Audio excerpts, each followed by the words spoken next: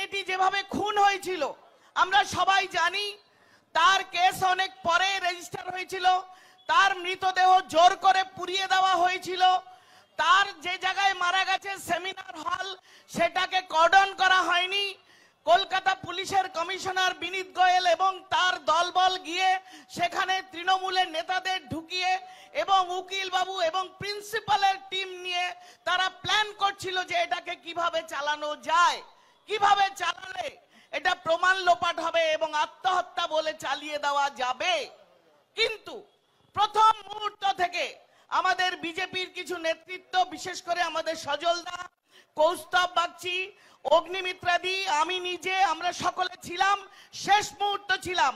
কমিশনারকে আমরা মেইল করেছিলাম যে আপনারা বডি বার্ন করতে পারবেন না, এবং পরবর্তীকালে আপনারা জানেন নানানভাবে আমরা হাইকোর্টে এই কেসটাকে নিয়ে সিবিআই এ যাই। আপনারা এও জানেন যে 14 তারিখ রাতে স্বাধীনতা সংগ্রামের আগের মুহূর্তে কিভাবে একদল দুষ্কৃতী দিয়ে যে সেমিনার রুম, সেই সেমিনার রুমকে ভেঙে চুরে প্রমাণ লোপাটের চেষ্টা করেছিল কিছু গুন্ডা দিয়ে, সন্দীপ ঘোষের বা তৃণমূলের গুন্ডা দিয়ে এবং পুলিশের সাহায্য নিয়ে। তালা থানার ওসি এবং বিনীত গোয়েলের পুলিশ চুপচাপ দাঁড়িয়ে সেই ঘটনা ঘটতে দিয়েছিল, তারও কোনো বিচার হয়নি। আপনারা এও জানেন এর মধ্যে সিবিআই কেসটা নিয়েছে, কিন্তু আসল কাজের কথা, মেয়েটি কেন খুন হয়েছে, কেন অভয়াকে আজকে মরতে হয়েছে? একটা মেধাবী মেয়ে যে সরকারি মেডিকেল কলেজে নিট ক্লিয়ার করে সেকেন্ড ইয়ার পালমোনোলজিস্ট, একটা রাজ্যের মানুষের লক্ষ লক্ষ রোগী দেখার মতো একটা জায়গায় তাকে অকালে তার স্বপ্ন ঝরে গেল কেন? তাকে কি সত্যি রেপ করা হয়েছিল বা খুন করা হয়েছে? না। আপনারা যেটা জানেন না, আজকে সিবিআই এর হাতে যেই জিনিসগুলো ধীরে ধীরে আসছে সেটা হলো মৃতদেহ রোপণ করা হতো কুৎসিত, যেগুলো বাজারে বিক্রি হতো, যার বাজারের মূল্য এখন 200 কোটি টাকার উপরে।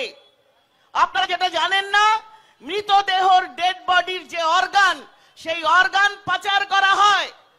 আরজিকর শুধু নয়, কলকাতার বিভিন্ন মেডিকেল কলেজে এই চক্রগুলো কাজ করে। এক্সপায়ারি মেডিসিন গুলো সমস্ত বাংলাদেশ এবং বিভিন্ন জায়গায় স্ট্যাম্প মুছে নতুন করে স্ট্যাম্প লাগিয়ে বিক্রি হয়। আপনারা জানেন যে ডাক্তারদের পাস করানো, ট্রান্সফার, প্রমোশন সবকিছু নিয়ে দফায় দফায় এই সিন্ডিকেট, এই সন্দীপ ঘোষ এবং তার দলবল, যাদের নাম পরবর্তীকালে একটা দুটো করে আসছে, অভিক দে, বিরূপাক্ষ বিশ্বাস, এরকম অনেক নাম আসছে, এরা প্রত্যেকে মিলে একসাথে কাজ করে আরজিকরের ভেতরে এগুলো চালাতো। এবং এই মেয়েটি কোনোভাবে সেই ঘটনা জেনে সেটাকে ইমেইল করার কথা বলেছিল, ইমেইল আইডি জোগাড়ও করেছিল, সে সঠিকভাবে সব জায়গায় পায়নি, তাই তাকে তড়িঘড়ি করে রাতের অন্ধকারে মেরে দেওয়া হয়েছে বলে প্রাথমিকভাবে অনুমান করা হচ্ছে। এবং আপনারা জানবেন যে সিভিক ভলেন্টিয়ারকে বলির হয়তো সে ছিল, সিভিক ভলেন্টিয়ার ধোয়া তুলসী পাতা বলছি না, সে হয়তো ছিল, কারণ পলিগ্রাফ টেস্টে বলা হচ্ছে যে সে বলেছে আমি যখন ঢুকেছি তখন সব হয়ে গেছে। অথচ এমন করে পোস্টমর্টম ফরেনসিক রিপোর্ট সাজানো হয়েছে যে তার কিছু কিছু জিনিস, তার নখের আঁচড়, মুখের খামচি বা সিমেন্ট, এই সব জিনিসগুলো কিছু কিছু মিলে গেছে, যেটা তৈরি করা সম্ভব আরজিকরের জুনিয়র ডাক্তার এবং সন্দীপ ঘোষের দল দিয়ে। মানুষকে বিভ্রান্ত করা, মানুষকে ঠকানো। আমার বাংলার মেয়েদের যেভাবে একটার পর একটা ঘটনা ঘটে যাচ্ছে, কোন জায়গায় রেপ মার্ডার হচ্ছে না বলুন? এই 30 দিনের মধ্যে অন্তত 25টা ঘটনা ঘটেছে, যেগুলো কিছু নথিভুক্ত হয়েছে, কিছু নথিভুক্ত হয় নাই।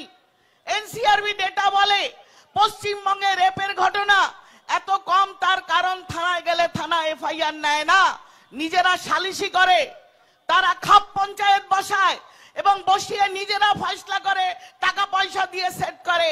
এই মমতা বন্দ্যোপাধ্যায় তার পুলিশ পাঠিয়েছিলেন 10 লক্ষ টাকা দিয়ে এই মেয়েটির বাবা মার মুখ বন্ধ করতে। আপনারা সবাই খবরের কাগজে দেখেছেন। কিন্তু আমাদের অভয়ার বাবা মা বলেছিল যে আমাদের তো একটা সন্তান, এত কষ্ট করে জামা সেলাই করে তাকে আজকে ডাক্তার বানিয়েছি, তাকে নিয়ে স্বপ্ন ছিল আমাদের, সে পোস্ট গ্রাজুয়েশন করবে। সেই মেয়েটি যখন এইভাবে শেষ হয়ে গেল, আমাদের কিছু চাওয়ার নেই, কিছু পাবার নেই, আমাদের সব শেষ। আমার বাড়িতে আর প্রদীপ জ্বলে না। তারা আজকে সাধারণ মানুষের সাথে রাস্তায় এসে দাঁড়িয়েছে বিচারের অপেক্ষায়। আর আমাদের রাজ্য সরকার বিচার না দিয়ে সুপ্রিম কোর্টে যাচ্ছে।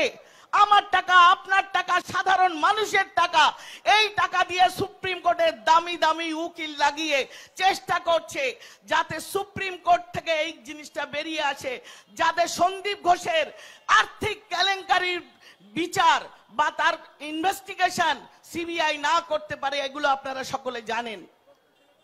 এর মধ্যে যে ডেভেলপমেন্ট, একজন ডাক্তার হিসেবে আমি যেটুকু আলাদা করে বলবো, দেখুন আমি গাইনি করেছি, আমি জানি ফরেনসিক রিপোর্টের মধ্যে একজন ফরেনসিকের ডাক্তার এবং একজন গাইনোকোলজিস্ট প্রফেসর সেখানে ছিলেন। সেখানে নিয়ম মতো 4টের পরে পোস্টমর্টম হয় না, আপনারা জানেন। তা সত্ত্বেও 6:30 আমাদের ইমেইল সত্ত্বেও তারা করেছিল এবং তড়িঘড়ি করে 7টার মধ্যে বডি পুড়িয়ে দেওয়া হয়েছিল। তৃণমূলের কাউন্সিলর পকেটের পয়সা দিয়ে, মা বাবাকে না দেখিয়ে, তার সহপাঠীদের মুখ না দেখতে দিয়ে বডি নিয়ে হাওয়া ছো মেরে নিয়ে চলে গেল। ভেবেছিল যে প্রমাণ লোপাট হবে এবং লোপাট হলে সব আবার ঠিকঠাক হয়ে যাবে। মাননীয় এখন বলছেন অনেক তো হলো, 1 মাস হয়ে গেছে, আপনারা এবার সবাই চলুন, উৎসবে মাতুন, দুর্গা পূজায় মাতুন। এখনো কি আমরা চুপ থাকবো?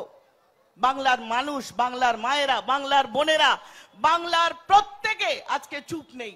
প্রত্যেকে রাস্তায় নেমে এসছে, প্রত্যেকে চায় অভয়ার বিচার হোক। আর জুনিয়র ডাক্তাররা, তাদের নামে ওই 20 লাখি উকিল লাগিয়ে, কপিল সিব্বল 20 লাখি উকিল, তার আরো 23 জন তাদের লাগিয়ে কি হলো না, জুনিয়র ডাক্তারদের কাজে জয়েন করতে হবে, তা না হলে তাদের শাস্তি হতে পারে। এরাও ডাক্তার, মেধার দ্বারা এরা ডাক্তার হয়েছে সরকার কলেজে।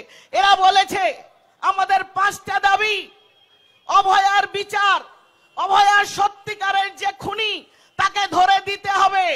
2 নাম্বার, ডিএইচএস, ডিএমই এবং হেলথ সেক্রেটারি যারা এই প্রমাণ লোপাটের সঙ্গে জড়িয়ে আছে তাদের সরাতে হবে। 3 নম্বর বলেছে তারা যে এই হাসপাতালে থ্রেট কালচার চলবে না। কোন ডাক্তার যদি কিছু জেনে যায় তাদের সরিয়ে দেওয়া হয়, ট্রান্সফার করা হয়, অথবা আপনারা জানেন আরজি করে গত কয়েক বছরে 7 জন ডাক্তার খুন হয়েছে, প্রত্যেককে সুইসাইড বলে চালিয়ে দেওয়া হয়েছে। এই রকম অভয়ার মতো আমাদের কত জুনিয়র ডাক্তার মারা গেছে যাদের সুইসাইড বলে আজ অবধি তাদের কোনো বিচার হয়নি। আজকে দাঁড়িয়ে ঘুরে দাঁড়িয়ে তাই অভয়ার মৃত্যুর পরে প্রত্যেকে এই বিচারগুলো চাইছে, প্রত্যেকে পেছন থেকে পাতা উল্টিয়ে দেখতে চাইছে এই আত্মহত্যাগুলো কি সত্যি সত্যি আত্মহত্যা ছিল, কেন এগুলো বিচার হয়নি, প্রত্যেকে জবাব চাইছে। আর সেই জায়গায় দাঁড়িয়ে এদের ডাক্তারদের আরো বক্তব্য অনেক, 5 দফা ছিল। এখন হেলথ সেক্রেটারি মিটিং করে বলেছিলেন যে এগুলো হবে না, তোমাদের কন্ডিশন দিয়ে আমরা তোমাদের সঙ্গে দেখা করব না। বাদে চন্দ্রিমা ভট্টাচার্য এমওএস হেলথ, সে বলল যে ঠিক আছে আমি তোমাদের, তার কথা শুনে এখন মমতা বন্দ্যোপাধ্যায় দেখা করবেন।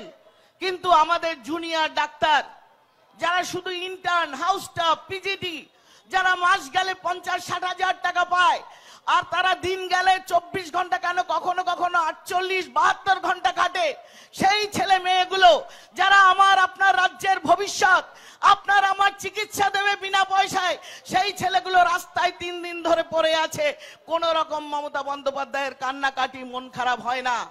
সে খালি দেখছে কিভাবে আমার ডাকাত, গুন্ডা, শয়তান সন্দীপ ঘোষের যে টিম, যে করাপ্ট র্যাকেট, যাদের হ্যান্ড ইন সেম গ্লোভস, তাদের কি করে বাঁচানো যাবে। সেই কারণে মমতা বন্দ্যোপাধ্যায় যত রকম সম্ভব তত রকম ছলে বলে কলে কৌশলে চেষ্টা করছে যাতে প্রমাণটাকে লোপাট করা যায়, ইনভেস্টিগেশনটাকে ডিলে করা যায়, হাইকোর্ট থেকে সুপ্রিম কোর্ট করা যায়।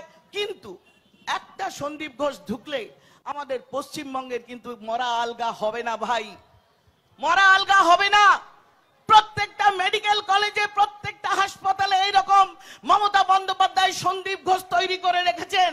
তার দলবল যেভাবে হাসপাতালে রাজত্ব করছে, কেন্দ্র সরকারের ন্যাশনাল হেলথ মিশনের টাকা যেভাবে পঞ্চায়েতগুলোতে ৯/৬ হচ্ছে, কোভিড কালে যেভাবে শত শত কোটি টাকা কেন্দ্র সরকারের আত্মসাৎ করেছে, এমনি এমনি তৃণমূলের নেতারা ফুলে ফেপে কোটি টাকা হয়নি। তারা আমার টাকা, আপনার টাকা, কেন্দ্র সরকারের টাকা গলা নিংড়ে তারা রোজগার করে আজকে বড়লোক। আপনারা কিছু বলবেন না? আপনাদের মনে হয় না যে আপনার মেয়ের নিরাপত্তা শুধু নয়, ভবিষ্যতে তিলোত্তমার দ্বিতীয়বার যেন কেউ না হয় সেটা নয়, রাজ্যের স্বাস্থ্য ব্যবস্থার বেহাল দশা নয়, শত শত রোগী আজকে এই হাসপাতাল থেকে ওই হাসপাতাল, ওখান থেকে সেখানে খালি ট্রান্সফার হচ্ছে, রেফার হচ্ছে, রাস্তায় মারা যাচ্ছে, প্রাইভেটে গিয়ে ভর্তি হচ্ছে। আপনারা জানেন কিন্তু কিছু বলেন না। কেন হয় না? কারণ রেফারাল সিস্টেমের মধ্যে যদি আজকে মমতা বন্দ্যোপাধ্যায় একটা সেন্ট্রাল কন্ট্রোল আনে, তাহলে কিন্তু এই পয়সা ভর্তি করে যে টাকা কাটমানি নেওয়ার যে সিন্ডিকেট, সেটা বন্ধ হয়ে যাবে। নেতাদের রোজগার বন্ধ হয়ে যাবে। ক্যাডারদের রোজগার বন্ধ হলে ভোট কারা করাবে? মমতাকে ক্ষমতায় কারা আনাবে? প্রত্যেক বুথে বুথে, মহল্লায় মহল্লায় ক্যাডার পোষে এইভাবে দুর্নীতির টাকা দিয়ে